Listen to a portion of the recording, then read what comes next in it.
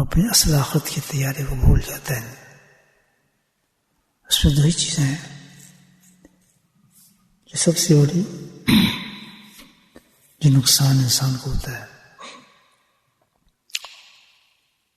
کہ جب اللہ سبحانہ تعالیٰ اس کو خوشحال کر دیتے ہیں،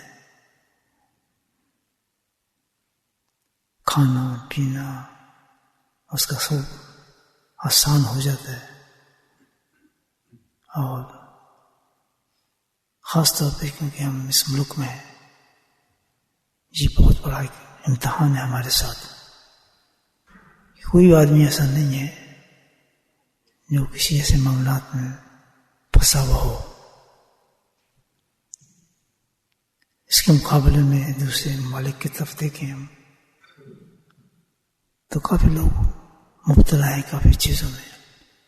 یہ ہر چیز کی سہولت ہے، آسائش ہے، پیسے ہیں، فراوانی ہے. دوسرے ملکوں میں نسبت اسی کو خوشحالی کہا جاتا ہے. انی اراکم بخیر فرماتے ہیں،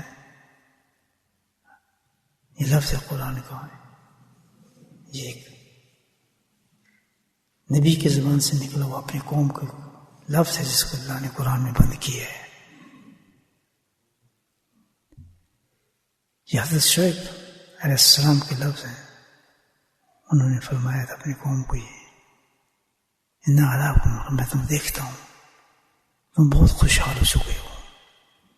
بڑی قوم تھی، تجارت تھی، مال تھی اور دولتیں تھیں ان کے پاس، خوب رونقیں تھیں ان کے پاس دی ہوئی. مدین کے تھے، مدین کی طرف بھیجا گیا تھا شعیب علیہ السلام کو. تو جب یہ بہت فراوانی اور خوشحالی کو دیکھ کر انہوں نے فرمایا کہ میں دیکھ رہا ہوں تم انہوں کہ تم بہت خوشحال ہو چکے ہو. نہیں، اسی کے ساتھ پھر فرمایا انی خاف علیکم عذاب.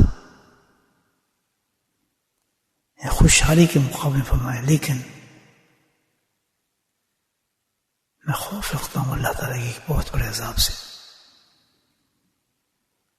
تو یہ ایک بڑی زبردست تنبیہ ہے قرآن کے اندر کہ جس وقت انسان خوشحال ہوتا ہے تو انتہا خطرے بڑھ جاتے ہیں اس کے. کیا؟ اللہ سے دور ہونا شروع ہو جاتا ہے.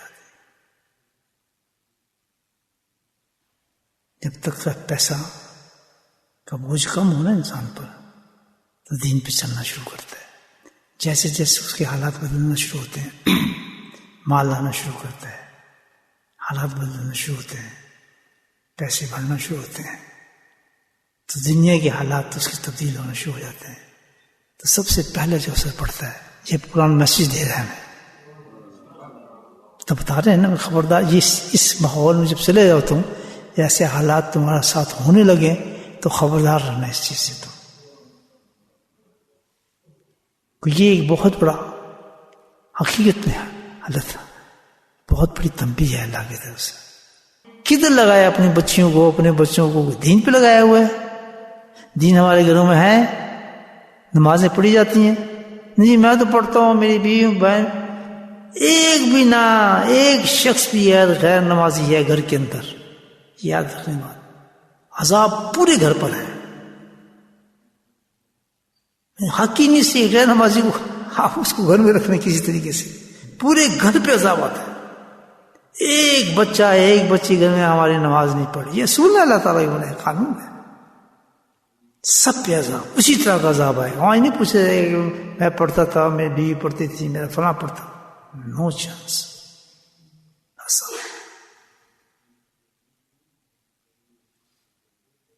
بس چھوٹی سی بات تھوڑی ہے، بس کھا لو پی لو سو جاؤ اڑ جاؤ، جب دیر نماز پڑھو جب سو جاؤ. زندگی ایک سٹائل ہے جو اللہ نے دیا ہے. اگر اس طریقے سے انسان چلے تو مزے ہی مزے ہیں. اللہ کے ساتھ تعلق جڑے جڑا ہے.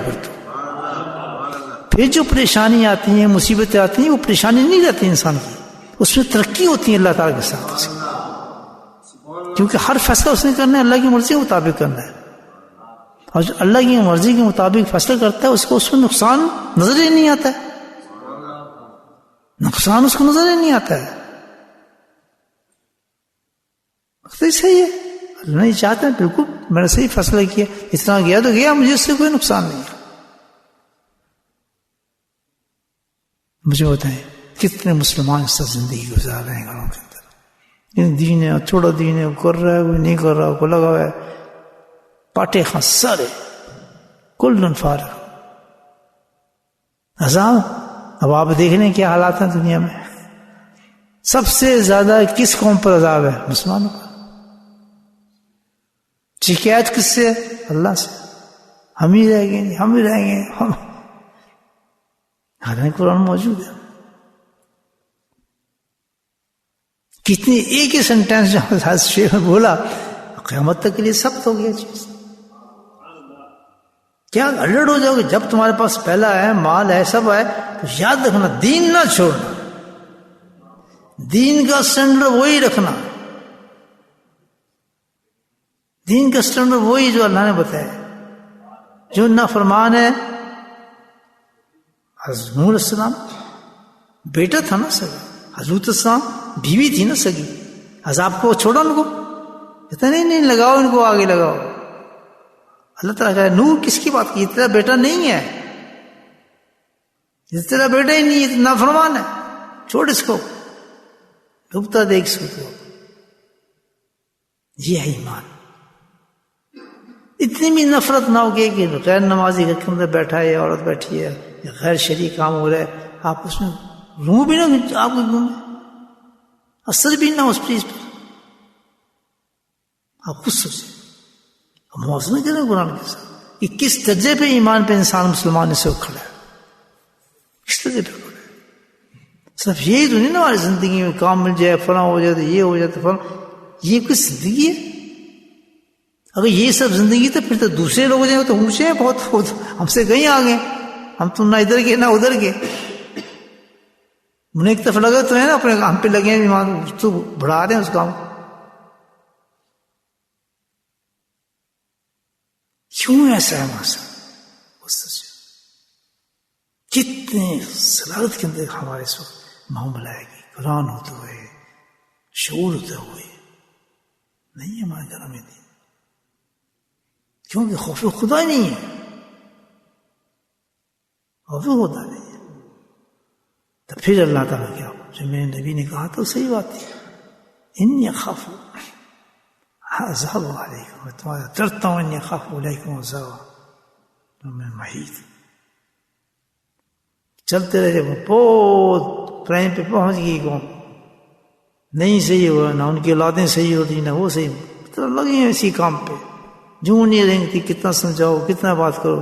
پھر اللہ تعالیٰ کہتا ہے رائٹ، یہ مستحق نہیں، میرا مال کھائیں، میرا رزق کھائیں، میری زمین پہ چلیں، اس چیز کے مستحق.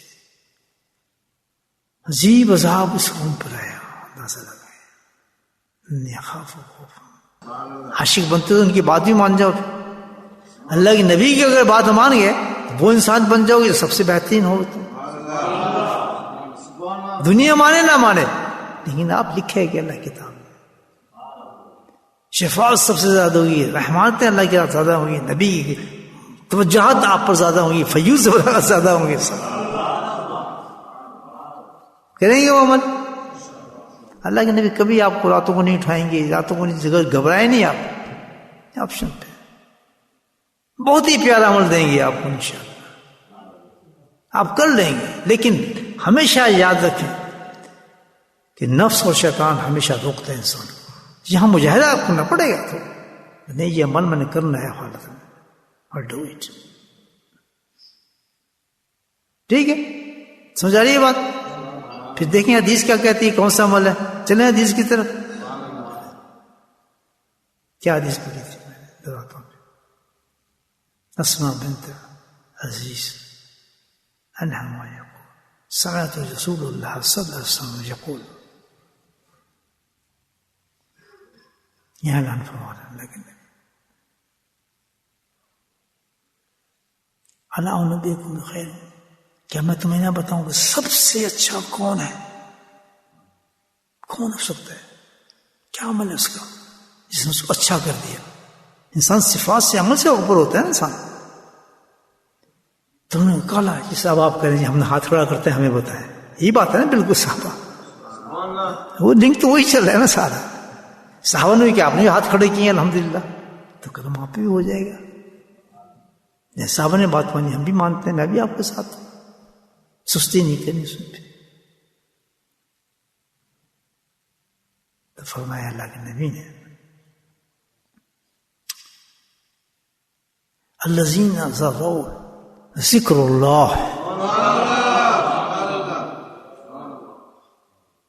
سبحان اللہ, یہ سب سے اچھا کون ہے؟ فرمایا جس شخص کو دیکھتے ہی اللہ یاد آ جائے, روح الذکر اللہ.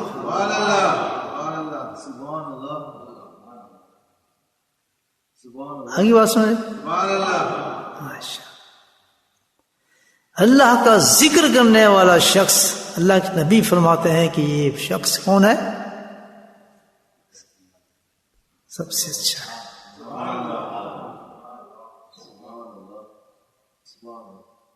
یہ ہے ذکر اللہ.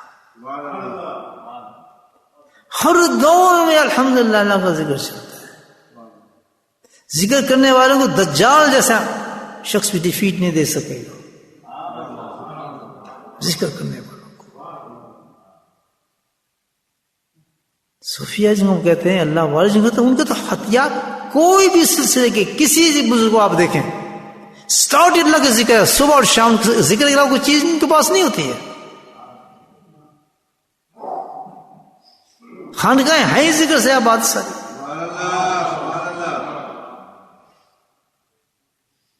دیکھیے کیونکہ اللہ کا ذکر کرنا والا اللہ کے نبی نے فرما دیا سب سے اچھا انسان ہے. اور کتنا اچھا انسان ہے دیکھیں, مثال بھی دی اللہ تعالیٰ نے. اب ذرا تھوڑا سا اور سنیں. پہلی چیز سمجھیں, ذکر اللہ والا, ذکر کرنے والا انسان جو ہے بڑا زبردست ہے. عورت یا مرد جس نے زندگی میں اپنے ذکر کو ڈھال لیا, جیسے آپ حضرات ہیں ماشاء اللہ. اللہ کے نبی ارشاد فرماتے ہیں, سنیں آپ کتنا بڑا انعام دے رہے ہیں. سوچیے, میں پسند کرتا ہوں, اب یہ بتائیں, اس جماعت کے ساتھ بیٹھنا. کیوں؟ وہ جماعت سب سے افضل ہے نا. وہ تو کہہ چکے ہیں آپ کہ سب سے اعلیٰ اونچے انسان تو یہی ہے. پھر میں پسند کرتا ہوں ایسے انسانوں اس جماعت کے ساتھ جس کو اللہ تعالیٰ صبح صبح کھڑا کرتے ہیں, جیسے ساری دنیا کو کھڑا کرتے ہیں نا, اذان ہوتی ہے اور لوگ بھاتے ہوتے ہیں نماز کے ساتھ, سب آ رہے ہیں, ٹھیک ہے, غیرہ غیرہ سارے آ رہے ہیں نماز پڑھنے کے لیے. تشریح کر رہے ہیں حدیث کی آپ کے ساتھ. اذان ہوئی, سب دنیا آ رہی نماز پڑھنے, کہتے ٹھیک ہے آ رہے ہیں. جب نماز ہو گئی, نماز سے فارغ ہو گئے, تو ایک جماعت ایسے لوگ بھی ہیں, ایسے لوگ جس حدیث تک پہنچ چکے ہیں اور پہنچے نہیں, سنتے ہیں اور عمل کرتے ہیں. میں ایسے لوگ جو نماز کے بعد وہیں بیٹھ کر طلوع آفتاب اللہ کا ذکر کرتے ہیں, ایسی جماعت کے ساتھ بیٹھنا میں پسند کرتا ہوں.